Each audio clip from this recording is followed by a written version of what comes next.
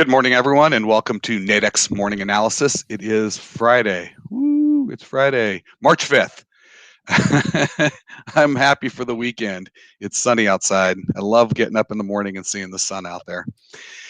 My name is Todd Rich. I'm with Nadex. With me from Keep Trading Simple is Brian Caprice. Before Brian and I talk about some hot spots in the markets today, give you some ideas or places where you might want to look.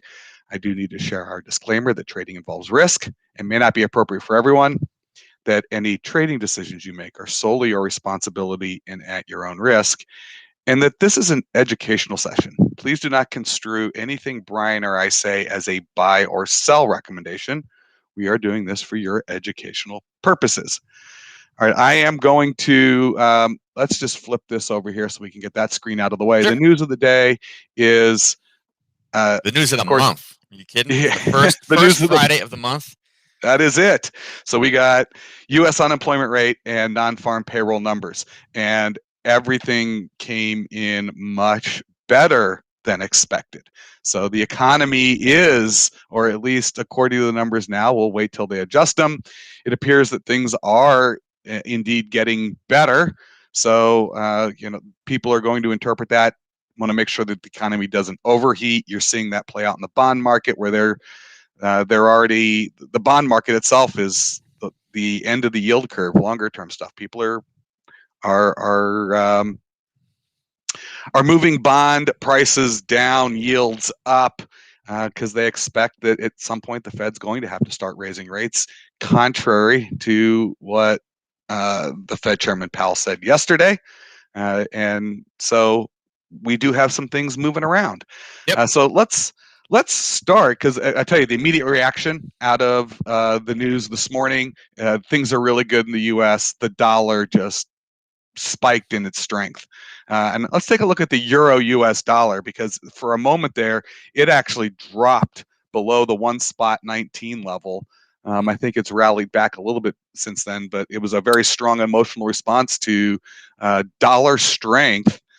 So, Brian, why don't you kick us off there? Yeah, I mean, it's been happening since yesterday, so it's not just, in looking at the 24-hour pip changes, you can see that we can definitely, without a doubt, there's dollar strength. You can see the euro dollar down 106, the pound dollar down to 152 pips, dollar yen up 95, dollar Swiss up 33, Aussie dollar down 120. So again, this is dollar strength, and when you're looking at charts, even if it's something like particularly like the pound dollar on the hourly charts, I guess I can just switch over that real quick.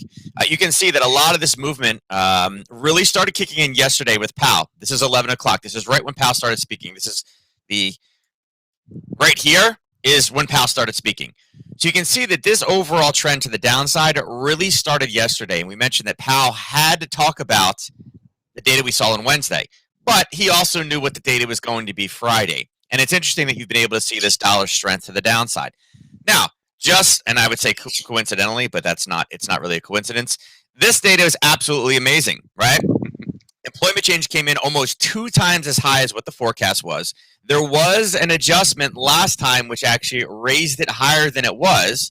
Again, I don't know how they have to, it's a number. I don't know how they have to, oh wait, we counted more votes later. I don't know. But, Brian, it's like this. Yeah. Yeah, exactly. They added more, right? And if you attend the Tuesday session, what I tell you guys about this? Don't be surprised if it comes in at 6.2 based off all the numbers we saw, and bam, it came in 6.2. But how yesterday started the dollar strength rally, right? Today, when these numbers are green, when they're positive, it tends to be good for the dollar. So again, it's the same story that started from yesterday and carried into today. As far as, let's go across, you want to talk about the euro today. So this is actually, I'm going to bring you guys up a little bit higher because as far as a daily basis goes, you can see the swing that the euro has had, right? So I talk about the curve, and I've adjusted the curve on the euro now. Really, 122.98, 117.93 is really the top and bottom of the curve. And again, remember, we change our bullish and bearish biases based off of where we are on the curve. As you can see, we spent like a lot of time kind of pushing right through this middle area. It's funny. It comes up, it goes right back down, right? In here, again, it travels through very fast. Well, we're entering that area right now, and if we can get continued dollar strength today, this could be bounces a little bit lower, right? Another thing that I wanted to point out is on the 4-hour chart here, and actually, we'll just drop it down on hourly. You can see it just as fine there. Remember, This zone right here was based off of a 4-hour time frame. Okay, so this would have been the trade. What do we talk about when we have a zone where it starts basing in the middle of the zone? What are we looking for, right? We're looking for a break. We expect a break. Well, it did. It broke down. It started rallying back up again. And this is one of those cases where we knew there was going to be an absolutely enormous news release. It doesn't come all the way back most times just because, again, needs a little bit more catalyst. And you can see we had an immediate drop back down again, and it came right down to the 1-to-3 risk reward ratio. So the euro is in a very, very interesting position, and we'll drop it down to a 30-minute and kind of zoom in on it here. So looking at where the big kind of sellers came into this market, and again, you can see this spike. This is very, very common, very, very common of a non-farm payroll release. But right now, I would say kind of keep yourself laser focused into this level right here. And the reason why I see that level is because inside of this 4-hour level of basing, you can see some sideways movement, and it kind of went back and forth. And then all of a sudden, bam, that's where the drop came in. And now, again, this is news-based. It hasn't pulled back again. But that level's coming in at approximately 119. Let me change that so you guys can see it a little bit better. Whoops, this one. Red, change this to white. There we go. 119.52. You guys are able to see that. I think that's a decent level where, again, if we're able to rally up from this one, look for a potential roll to the downside. I would say right now, again, we have to get the rest of this kind of news candle out of the way. But I will say at this point, with a big spike down, it's showing that if price starts to roll over, we don't really have any buyers coming in until a much, much lower area down here at around 118.92. So that's about 60 pips worth of movement on a Friday. That's not bad if we can grab that, particularly after news. But again, as far as the news-based trade, that is over. But I will say all the numbers today should be nothing but positive dollar, talking about, hey, listen, the economy's in a better place. Maybe we'll look at, where interest rates are going to start popping. And again, not necessarily the best for the indices when they mention that, but it's great for the dollar. Yeah, and interestingly enough, and we could probably look at an indice briefly, but the indices all went from green to red, and I believe they're all green again. So there was this very strong emotional move right when that number came out, and as people digest it, things are going on. So definitely something to be watching for the open. We'll see a little bit of whim probably this morning as the retail trader steps in. I'm looking here at the euro US dollar, and you can see, I mean, this dollar strength. And when I'm now going to zoom into the just to the recent part, the last couple days, because that's really what I mean. We could see that the dollar's been strengthening, but just in the last couple days when Powell spoke, I mean, this is amazing. I mean, this is right when he spoke immediately, this red candle, and you can see this strong emotional move, and it blew through. I mean, straight through 1, 2, 3, 4, and then it continued through 5 different binary option levels.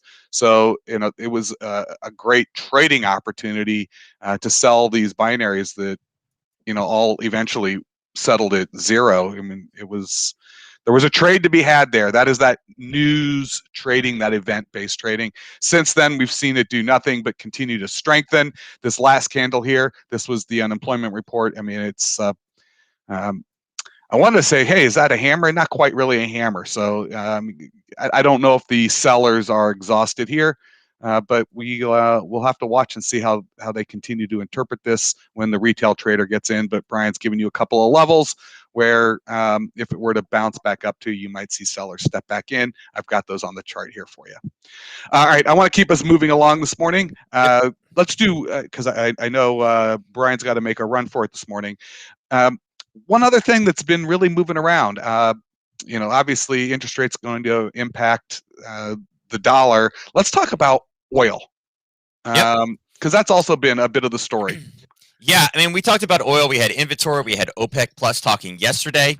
And interestingly enough here, I'll bring it right down to a 30. So actually, we can leave it here. It's fine. I'm going to clean this chart up for you guys in a second. But you guys remember yesterday we talked about this level. We were sitting right here yesterday, and we said, hey, listen, this is going to break through the zone. Why? We knew we had the 4 hits. There was our hit. There was our break.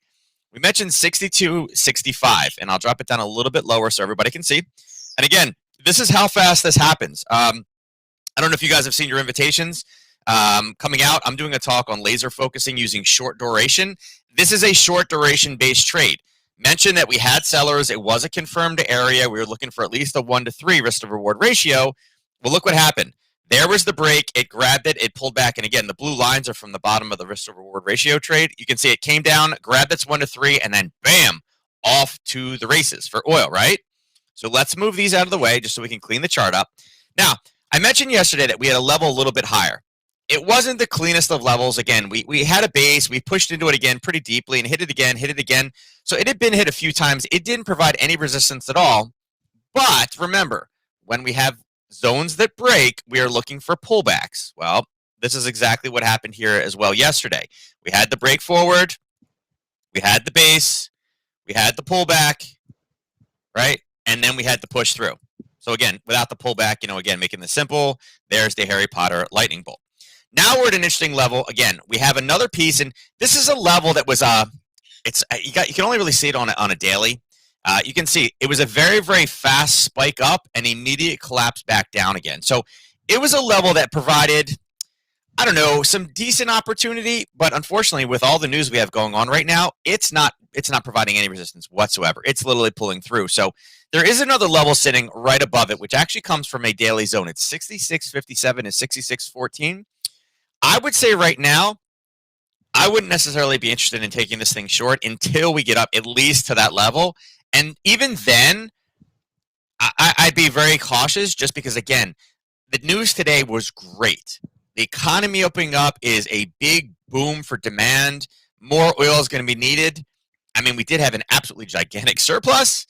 But again, more people going back means more demand. And again, I don't know if you guys saw, there's a little bit of kind of fighting. There was a missile supposedly shot yesterday. Yep. So again, all that also raises the price of oil. So there's a lot of fundamental factors right now involved in the oil trade.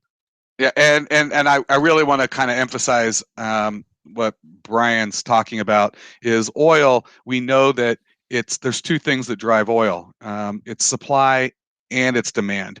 And there's this interesting phenomenon right now where while we have a surplus of oil, so you think that would put a pressure on the price of oil, but with the economy heating up, people are anticipating more demand, expecting that we would potentially literally burn through that the surplus that we have, particularly on the heels of other OPEC plus and even what Russia is talking about. They're talking about curbing the supply because there's a surplus. So if you've got it's these about the future too.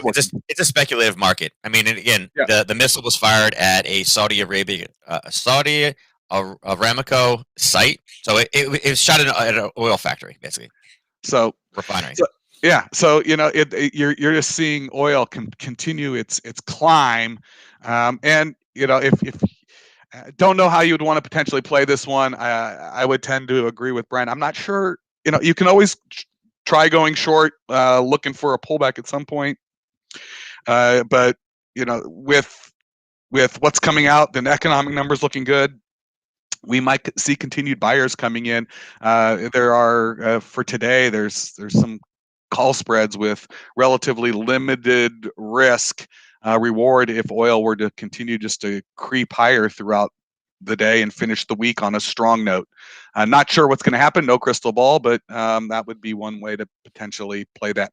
All right. With that, I do want to give everyone an opportunity to get ready for the retail open in 30 minutes. I think we've given you a couple of good hot spots to look at today, oil and any of the dollar pairs, but we gave you something good there in the euro US dollar. Brian, do you got anything else you might want to share with anyone? I don't know if you want to bring up one indice, just quickly take a look. Anything, the Dow, the NASDAQ. Yeah, I mean, I would say the NQ. I mean, looking at bigger time frames, we saw NQ yesterday's collapse really punch down into this 12,318 level. I mean, it was a level that we, had talked about, I think on Tuesday. It was based off of a 4-hour candle. So we knew it was basing there.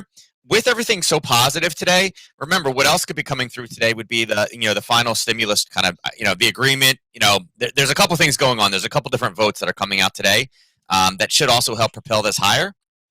So I really don't see, I mean, again, if you were able to get long the 12,318 area, it was a decent area in a larger time frame. I don't see any sellers coming into the market until really coming up here around the 12,721. So, Feel Good Friday. I mentioned it Tuesday. I think today is the day with the numbers that had that Feel Good Friday, end of the week, green on the day. Excellent. Hey, by the way, Brian did mention, I dropped a link in the chat. We are doing a boot camp, how to day trade at Nadex, how to be a day trader at Nadex. That is coming up on March 16th. If you haven't registered, you can click the link. You can register. It's also available on the Nadex website. Brian will be doing a session on short duration contracts and some short duration strategies, amongst a bunch of other sessions where we're covering trader psychology, as well as some strategies around short-term trading of binary options, knockouts, and call spreads. Any questions for Nadex? Customer service at nadex.com. We're here to help. Please email us. Brian is also very accessible. Support at keeptradingsimple.com. So please feel free to email Brian. I know he loves to interact with you guys. With that, it's a sunny Friday. Hopefully everyone will get an opportunity to get outside and enjoy the weekend a bit as we get closer and closer to spring. And we'll give you some time to get ready for the Equity Open here in 30 minutes. Want to wish everyone good luck in the markets.